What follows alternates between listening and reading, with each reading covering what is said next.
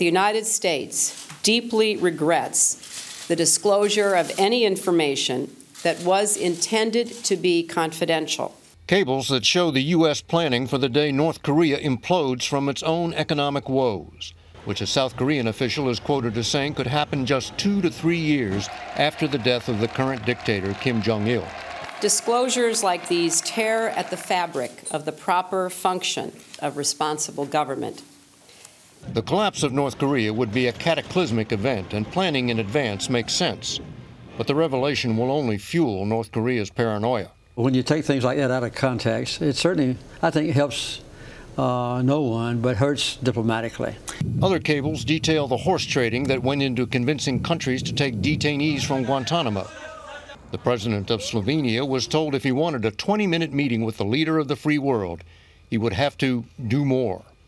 All he got was a photo op. It's tit-for-tat diplomacy that requires some messy work on the part of diplomats, and that includes horse trading that may not be comfortable completely in the light of day, but sometimes is necessary to get things done. Another cable about a suspected shipment of nuclear equipment to Iran almost certainly puts a person's life at risk. It as good as names the source by describing him right down to the fact that he is a former national fencing champion of Iran. There is nothing laudable about endangering innocent people. Some cables reveal lies told by foreign leaders. After the U.S. conducted airstrikes against al-Qaeda targets in Yemen, the president of the country told General David Petraeus, "We'll continue saying the bombs are ours, not yours." It puts in black and white the reality of certain positions which are meant to be kept private. Then there's the cable describing Libyan leader Gaddafi's visit to the United Nations.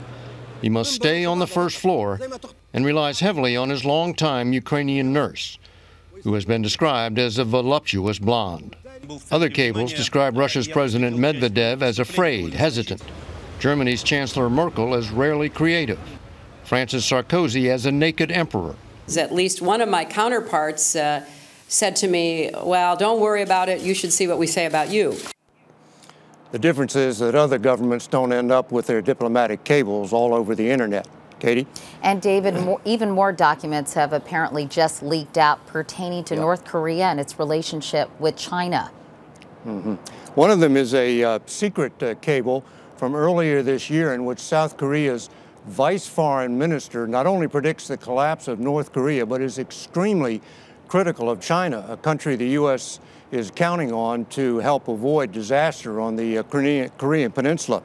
He says China has, quote, no will to use its economic leverage to force North Korea to change its policy. And he calls the Chinese official who is the lead negotiator with North Korea the most incompetent official in China. All right, David Martin reporting from the Pentagon. As always, David, thanks very much.